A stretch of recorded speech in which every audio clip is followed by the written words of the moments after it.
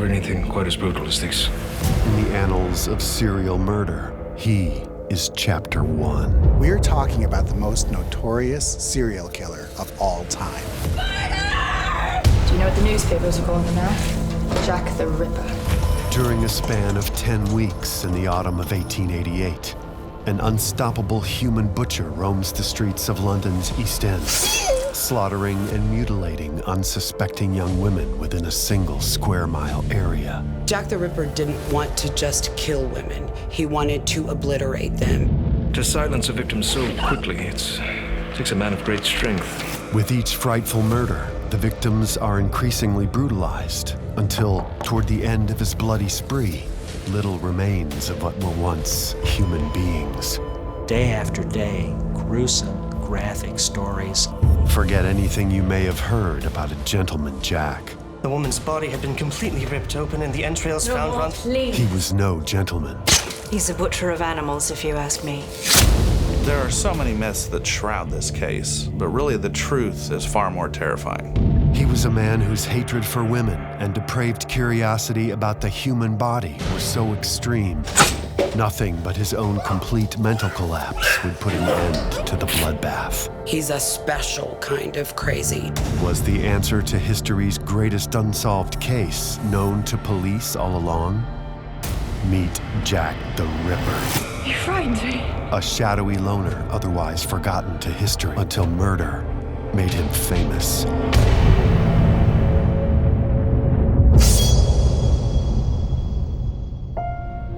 No other killer has achieved the worldwide notoriety of the person we call Jack the Ripper, a degenerate psychopath who terrorized Victorian London during what is known as the Autumn of Terror. If you want to get down to it, Jack the Ripper was the prototype of the modern supervillain. You don't have the Joker if you don't have Jack the Ripper. Theories about the Ripper's identity range from the plausible to the absurd. My personal favorite is the one that is the belief around it being Prince Albert. Sort of anything that would have a royal angle would make it feel more interesting. It seems that anyone who was alive at the time, whether they were in London or not, has been accused of being Jack the Ripper, from Van Gogh to Queen Victoria to the Elephant Man. There's nothing viable about any of these, and we've got the Jack the Ripper writing diaries, writing autobiographies. Seems like everyone wants their uncle or great-grandparent to have been Jack the Ripper, and they write books about it. Before we can make a compelling case for a suspect, we must first understand the context of the Ripper's crimes. 5 murders are officially ascribed to Jack the Ripper, though some assert that number is as high as 11. His victims, aging in range from 25 to 47, were easy prey, those referred to by the local population as unfortunates, women who had turned to prostitution to stay alive in what was one of the most bleak and poverty-stricken pockets of the civilized world. If we were to right now time travel to the East End of London, the first thing that would hit us would be the smell. The second thing that we would encounter would be people without any hope left. You know, you sink down and down and down, and then rock bottom is Whitechapel. And that's where Jack the Ripper went hunting. Whitechapel, a tiny district in London's East End named after a chapel that stood near its center, was home to squalid lodging houses, sweatshops, crowded pubs and music halls, narrow cobblestone streets, and dark labyrinthine alleyways. Prostitution was legal and rampant, often because it was the only way to afford food or a bed for the night. Alcohol helped make existence bearable in what for many was a daily battle for survival. As much crime as there was in Whitechapel at the time, murder was relatively uncommon. That is, until the Autumn of Terror. Friday, August 31st, 1888. At approximately 3:45 a.m., Police Constable John Neal walks his beat along Buck's Row, a dark, narrow thoroughfare. As he approaches a gate to a stable, he stops and glances at what looks like a tarp bunched on the ground. When he steps closer, he realizes it's the body of a woman. The body is still warm, and her eyes are wide open. An examination of the victim is performed by Dr. Reese Ralph Llewellyn and attended by Metropolitan Police Inspector John Spratling. I've seen some terrible cases, but never anything quite as brutal as this. You say no one heard this poor woman screaming? No one. Could she have been murdered elsewhere and then her body moved to Bucks Row? Not without some sort of blood trail leading to the body, and we didn't find anything like that.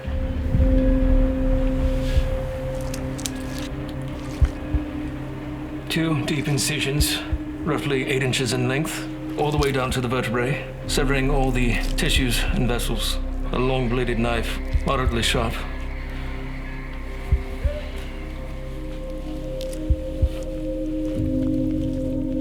Incisions running from the abdomen to the pubis. It would take an extraordinarily strong person to be able to drag a knife all the way through the body, because there's fat and tendons and muscle and ligaments, all that are going to be in the way. It appears the intestines are protruding through the incisions. Help me get undressed, won't you?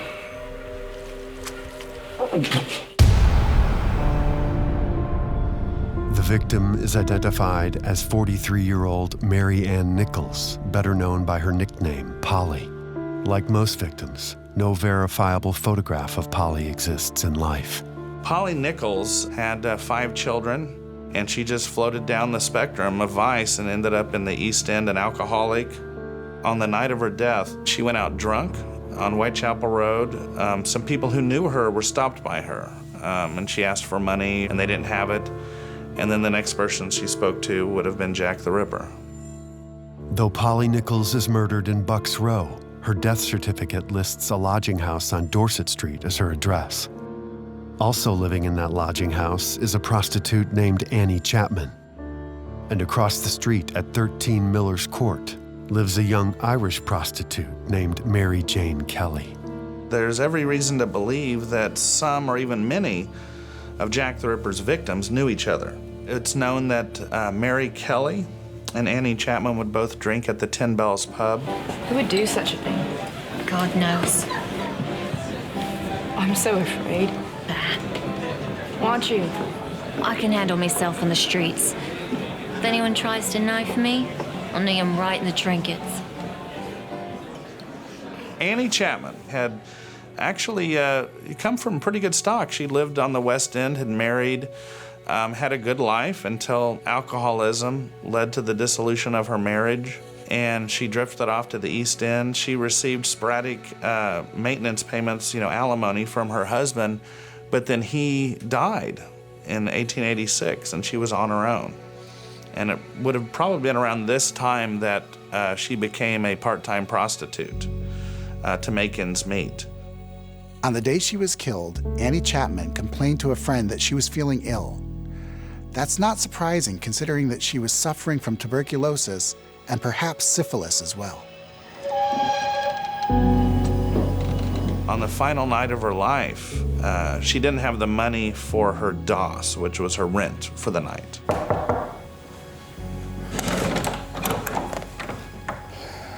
What is it, Annie? I've been ill, Tim, and I don't have enough money for my bed. But please, don't give it away.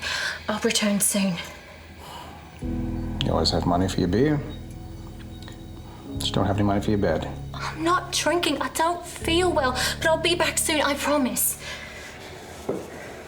Annie Chapman was turned out by her lodging housekeeper and sent into the streets of Whitechapel in the middle of the night in hopes of finding someone who would want to buy what she was selling, which was herself. This led her to Hanbury Street.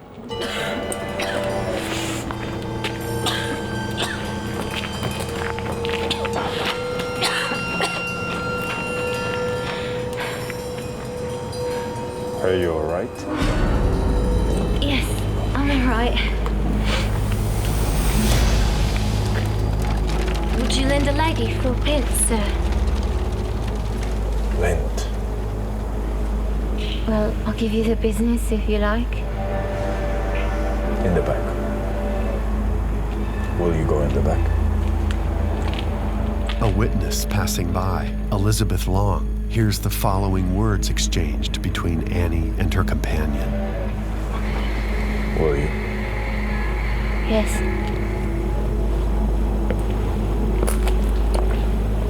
Annie led Jack into the backyard, so it stands to reason that her killer had gained her trust.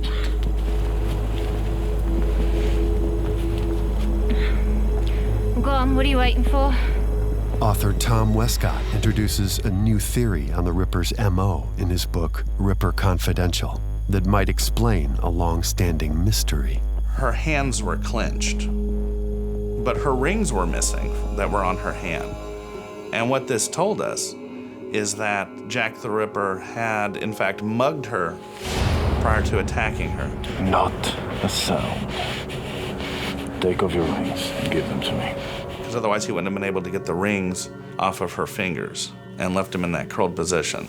They did not think, this is Jack the Ripper. This is a common, everyday street mugger. And before they could do anything, he had his arm around their neck and was knocking them unconscious. So that gives us an insight into how Jack the Ripper would lure his victims into compliance.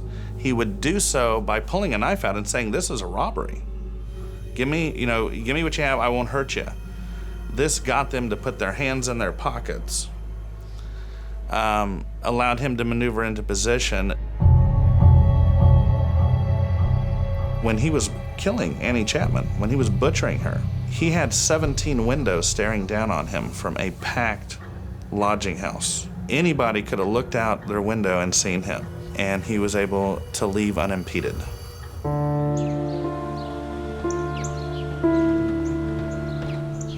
Annie's abdomen had been completely laid open, and her intestines had been lifted out and placed over her shoulder. Her uterus, her vagina, and most of her bladder had been cut out, and they were missing. He did things deliberately with parts of their bodies, putting their intestines on their shoulder, for example, to make sure that the person that found them had the most intense emotional experience from the discovery.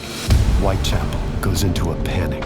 Authorities had no idea that the killer was just warming up. September 8th, 1888.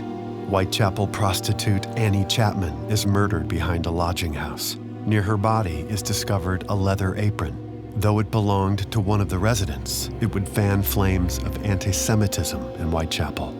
Following the murder of Polly Nichols, the police interviewed her lodging house mates at 18 Thrall Street, and these women described a character that they referred to as Leather Apron, and he would have been Jewish. He was a cobbler, so he worked on shoes or made shoes. And he would wear a leather apron and prowl the streets, harassing women, basically. And so this became a media sensation. Before the name Jack the Ripper was heard, there was the name Leather Apron. John Pizer is the man who his name is most associated with Leather Apron.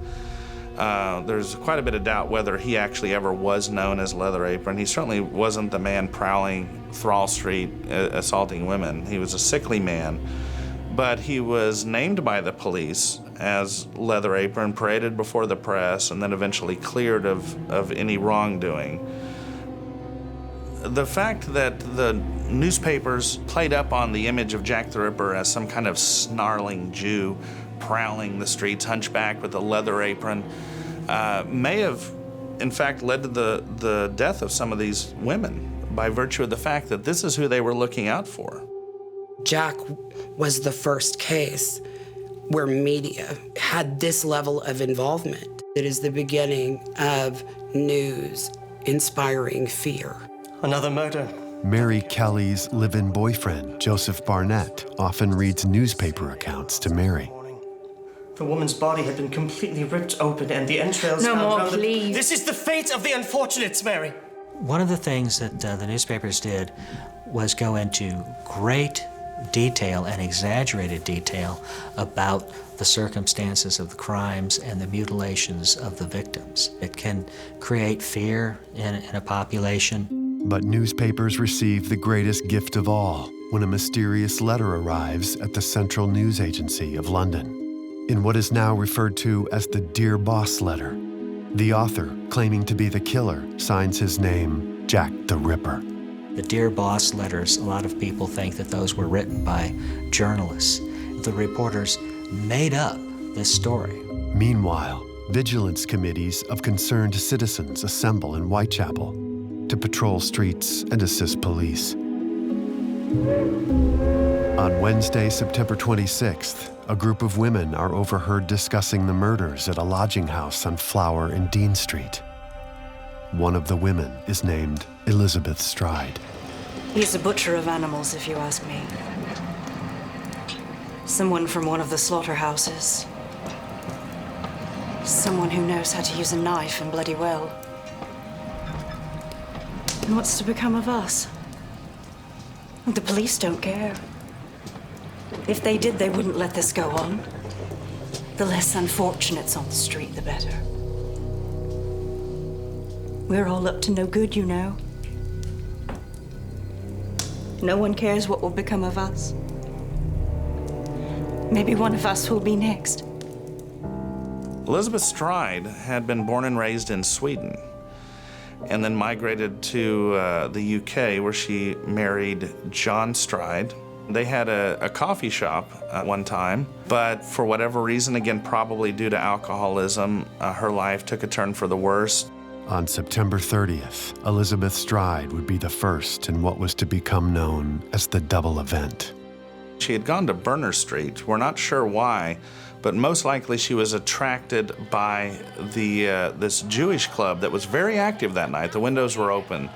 The people inside were singing. You could hear them. You knew there were a lot of men there. Hello, beautiful. One such man was passing by. She spoke to him. He handled her roughly, threw her to the street. This was witnessed.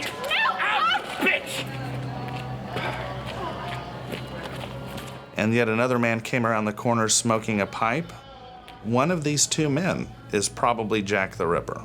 Now, what's interesting is Ripperologists assume that the first man, the man who had pulled Liz Stride, and it was Liz Stride, pulled her out and threw her down, that this would have been her likely killer, and understandably so. But there was another witness by the name of James Brown who came out and saw Liz Stride alive, standing talking to a man who more closely resembles the pipe-smoking man. He was speaking with her. James Brown heard her say the words, "Not tonight, some other night."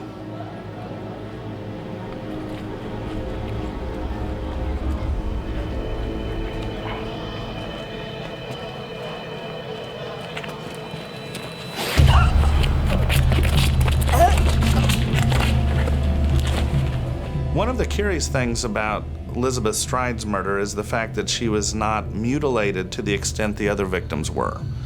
That's to say, she was rendered unconscious, laid down, and her throat was cut one time.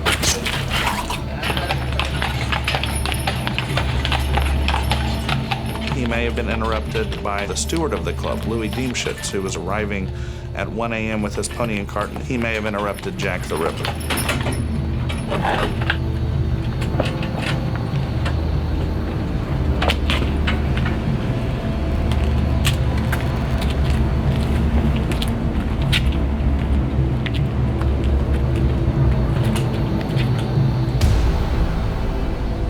This murder illustrates just how brazen Jack the Ripper was. He literally killed Liz Stride just feet away from a large group of men.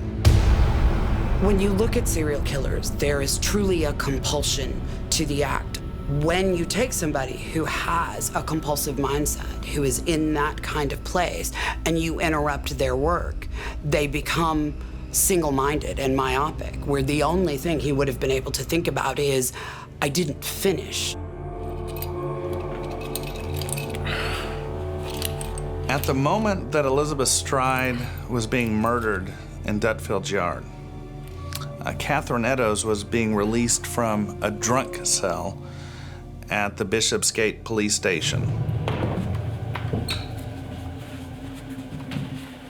Sign this. time is it? Too late for you to get anything to drink. I'm gonna get a damn fine hiding when I get home. Serves you right. You take care going home. Oh, don't fear for me. I won't fall into his hands. Catherine Eddowes, by all descriptions, was lively, was humorous, was fun, was probably a firecracker. Believing her sober enough to take care of herself at 1 a.m., she left, and she was walking in the direction opposite of where she should have been going to return to her lodgings, probably off to seek a client for the night to pay for those lodgings. Roughly a 15-minute walk away from Burner Street, and 45 minutes after the murder of Elizabeth Stride, Catherine Eddowes met her end in the darkest corner of Mitre Square.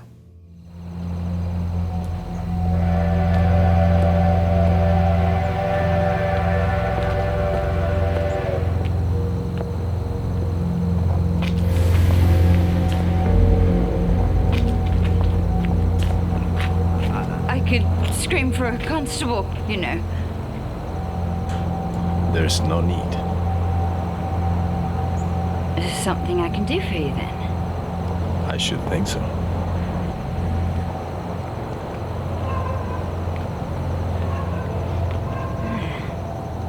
You look like a gent. You're looking to bump bellies, are you?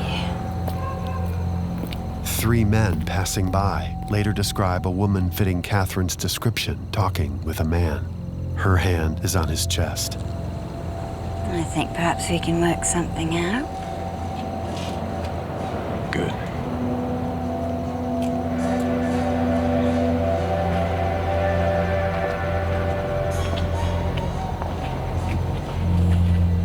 Having been chased away from his last victim, Jack has special plans for Catherine Eddowes. Am I worth a shilling? And he's about to leave a clue. You're worth nothing.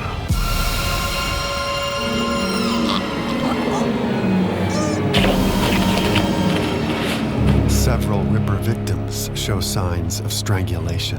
He would have had his arm around her throat and performed a carotid chokehold, where basically he just applies pressure to the carotid arteries of their neck until they pass out, which just takes a few seconds. We can essentially rule him out as a sexual sadist in terms of how he kills, because a sadist would want their victim alive. He would want to watch them suffer. He'd want to watch them hurt.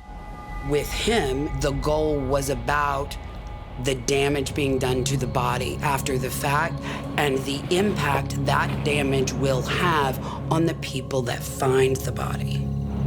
Once he slit her throat, that then becomes, for lack of a better way of describing it, performance art.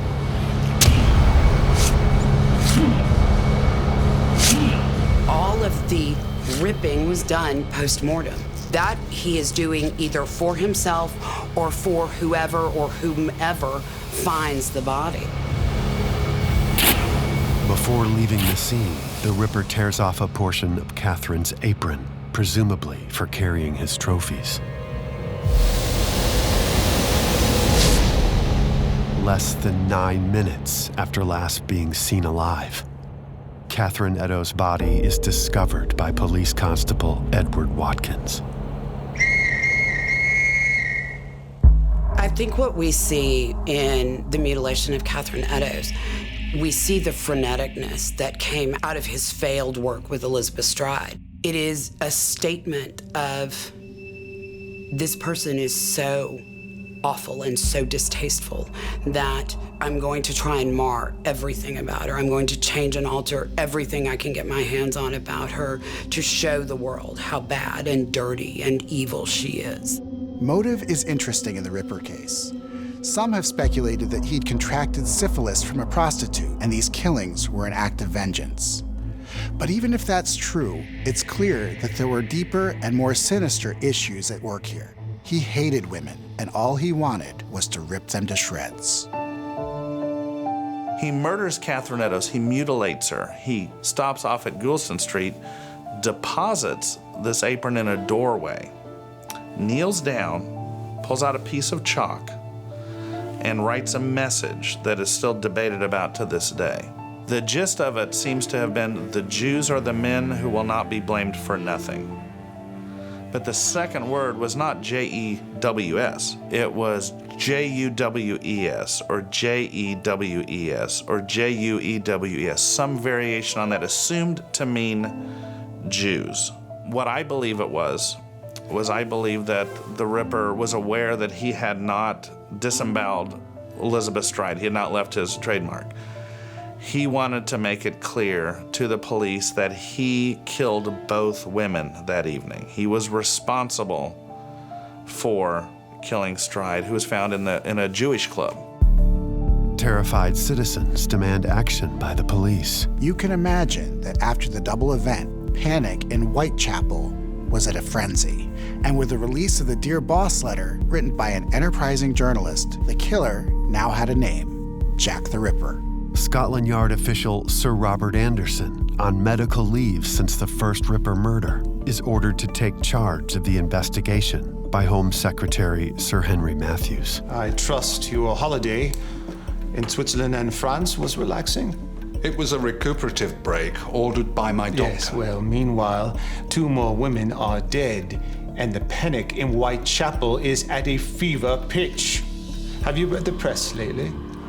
Begging your pardon, Mr. Secretary, but had the police arrested all the known street women on the prowl after midnight, this would never have happened. Mr. Anderson, I am holding you responsible to find the murderer.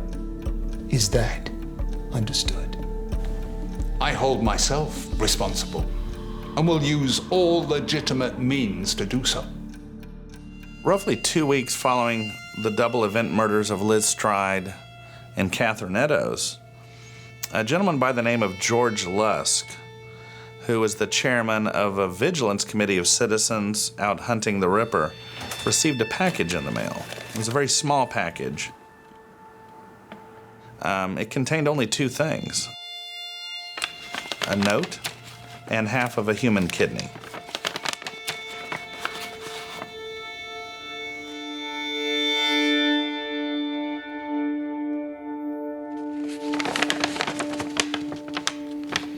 From hell. Mr. Lusk. Sir, I sent you half the kidney I took from one woman and preserved it for you. The other piece I fried and ate. It was very nice. I may send you the bloody knife that took it out, if you only wait a while longer. Signed, catch me when you can, Mr. Lusk.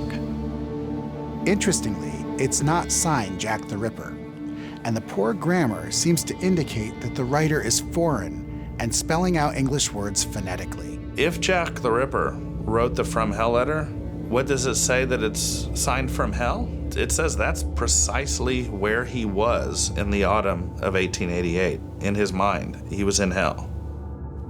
2 weeks after the From Hell letter is received, Mary Jane Kelly and live-in boyfriend Joseph Barnett have an argument about Mary sharing their dwelling with other prostitutes. Kara, she's not allowed back here. You keep her out. I won't. You will. I won't! Not with a maniac on the loose. It's not safe. Let's see how safe it is when I'm gone. Oh yeah? Where are you going? To Bishopsgate. You can take in as many prostitutes as you'd like. Well, go! Leave! He didn't like her hanging out with women who were prostitutes. He didn't want her associated with that. And the fight where he stormed out and left was over her trying to bring these women into the room. Mary Jane Kelly was younger than most of the other victims, around the age of 25. Her true identity in the historical record has yet to be found. Mary Jane Kelly, many believe, was not her real name. She was Irish.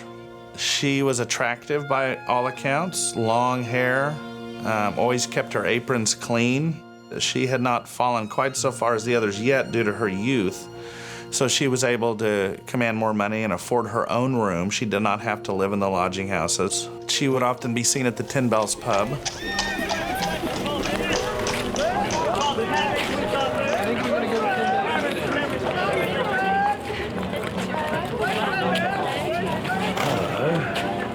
Man, you're sight for sore eyes. Oh, you're a proper bit of prop, you are. You want to take a turn? For what payment? Oh, I don't know. Let's see how much you're worth.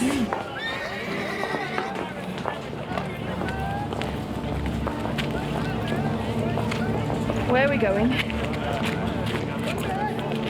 Where no one will ever find us. No. No. No. Are you a whore or what? Go in and starve then. See if I care. More than 3 weeks had passed since the double event. Was the nightmare over? Had the Ripper finally gotten his fill? In the early evening hours of November 8th, Mary Kelly is in her rented room with a 20-year-old neighbor named Lizzie Albrook. Do you know what the newspapers are calling him now? Jack the Ripper. I don't want to think about it. It's awful. Will you promise me something, Lizzie? What? Don't go doing wrong like I did. Forget the streets. Find some good in your life. Get as far away from here as you can. Do you know what I'd do? If I could? What? I'd go back to Ireland. I'd see my family again. I'd even talk to my father. Perhaps you will someday. Why does he hate us so? I don't... Annie was murdered just up the street, Lizzie. He could be out there now. Waiting. Stop it, Mary.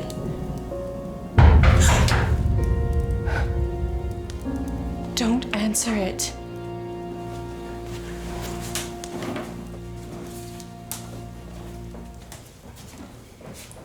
Who is it? Joe. Come in. Come in. This is my friend Lizzie. She lives across the court. I was just leaving. Joseph Barnett would later tell police of visiting Mary for the last time. Stay warm tonight. I will, thank you.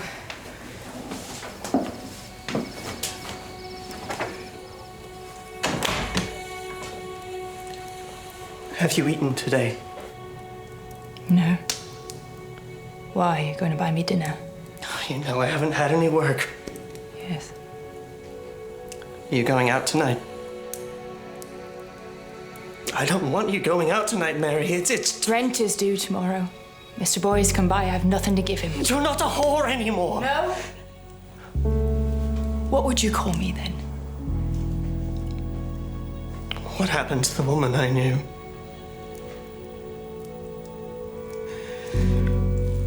She's gone forever. Life will do that to you. I came to see how you were. I've done so. He despised the idea of prostitution and could barely tolerate any idea of Mary going out and putting herself in a position where she would be prostituting herself. There is an unconfirmed report that Mary is later seen drinking with a woman named Elizabeth Foster at the 10 Bells pub. After midnight, Mary is heard by neighbors singing the song "A Violet from Mother's Grave." For my gaze, bring recollections of bygone happy days. Mary reportedly often sings when she is drunk. And there's no one left to drive me now within that good old home. Mary is later seen near Flower and Dean Street by acquaintance George Hutchinson. George! George!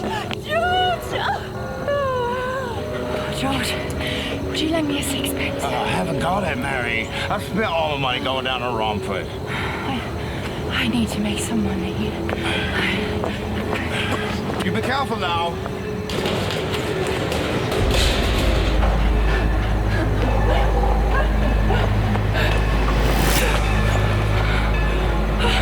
How do you do? You frightened me. It was not my intention. What do you want? one. I overheard you need dust money. I have my own room, thank you. In Miller's Court. My apologies. I do need some rent money, though. She read the newspaper. She was informed about Jack the Ripper, about the murders. Whoever she ran across on the street that night did not set off any alarm bells. Why? Because he looked nothing like who the press was telling us to be on the lookout for. Will you take me to your room? I'm not in the habit of taking men to my room. Will you do it for a half crown? A half crown? It's too cold for a tumble out here. Yes?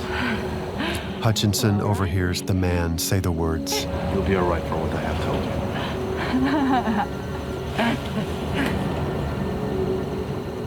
Hutchinson claims he follows the pair back to Mary's residence at 13 Miller's Court, where he hears Mary utter, Come along, dear. You'll be comfortable.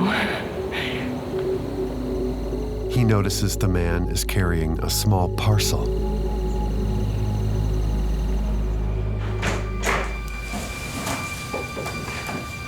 Will you be paying me first, then?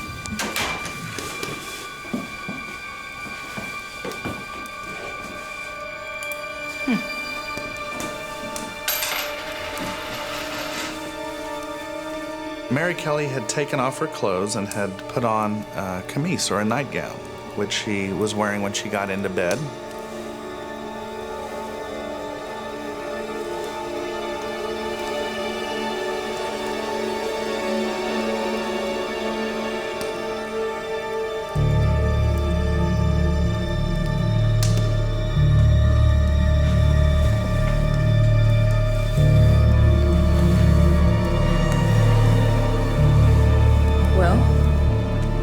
Gonna get interest?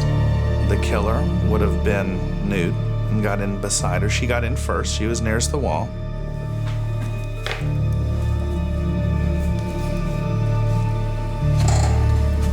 What's a parcel for, anyway? This is something for you. For me?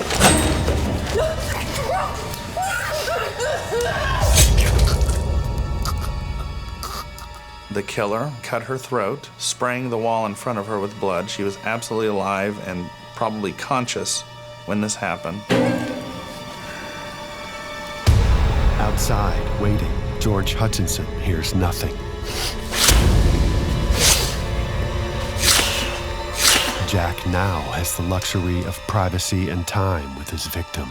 What this killer wanted to do was completely destroy any notion of her as a human being. He was literally trying to remove any trace of her from the earth. This is the height of Jack the Ripper's depravity. Mary had been completely disemboweled. The flesh had been stripped from her abdomen and her thighs all the way to the bone and was piled on the bedside table. Both of her breasts had been removed. Her heart was missing and presumed taken by the killer.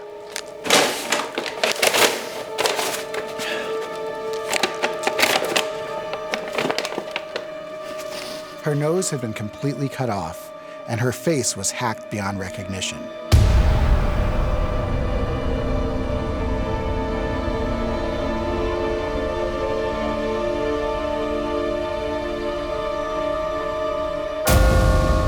Hutchinson waits until the clock tower strikes 3 a.m., then leaves. He spent, who knows, an hour and a half, 2 hours or more butchering her body from head to toe before putting on his clothes, turning around, and walking out that door and into history. Late the following morning, rent collector Thomas Boyer knocks on Mary's door at 13 Miller's Court. When he gets no answer, he walks around the corner and looks in the window.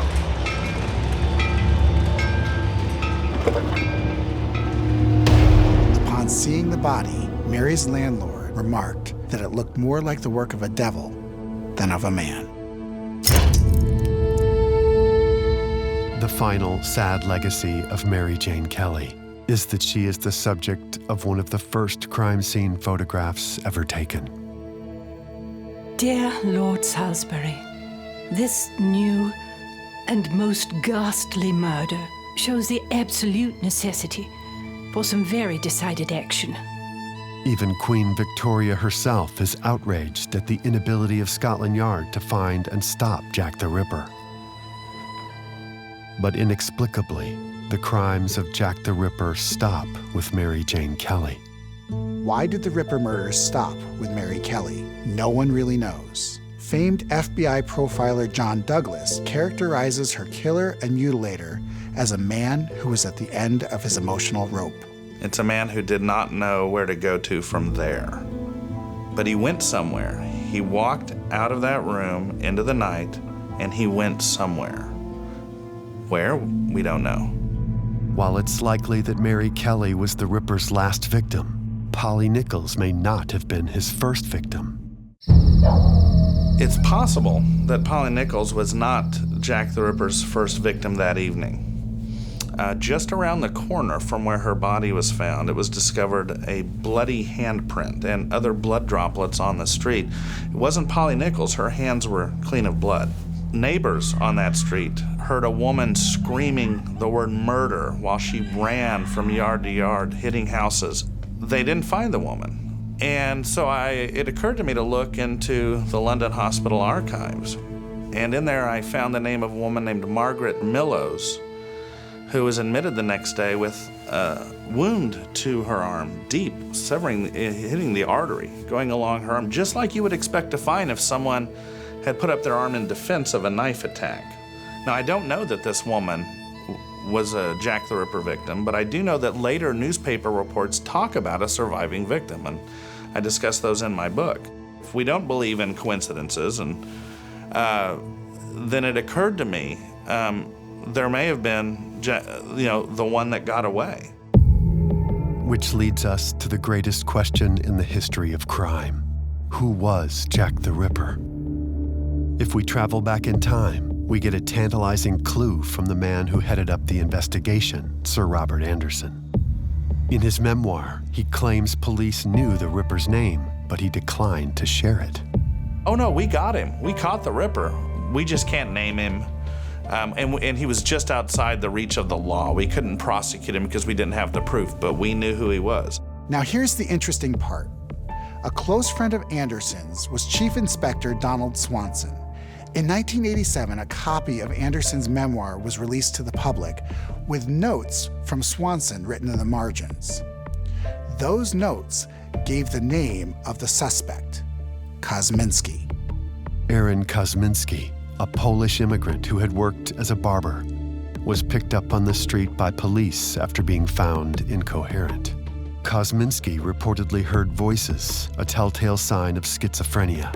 He was admitted to the Colney Hatch Lunatic Asylum in 1891 and remained in custody until he died in 1919. Swanson goes on to describe one of the witnesses in relation to the Ripper murders looking at Kosminski, being taken to view him, and hesitating to name him as the Ripper, but then conceding that he was. Aaron Kosminski lived at 3 Scion Square in Whitechapel, practically dead center of all 5 murders. Evidence suggests he was raised in an environment of sexual violence, and police at the time describe him as a man with a great hatred of women and strong homicidal tendencies. Aaron Kosminski is a highly desirable suspect from the standpoint of the inspectors and of Scotland Yard. While disputed by many experts, DNA evidence in 2014 tenuously linked Kosminski to a shawl reportedly owned by Catherine Eddowes. Will we ever truly know who Jack the Ripper was? Probably not. But Aaron Kosminski is certainly an intriguing possibility. Will Jack the Ripper ever be positively identified? I'm inclined to say not to the satisfaction of everyone.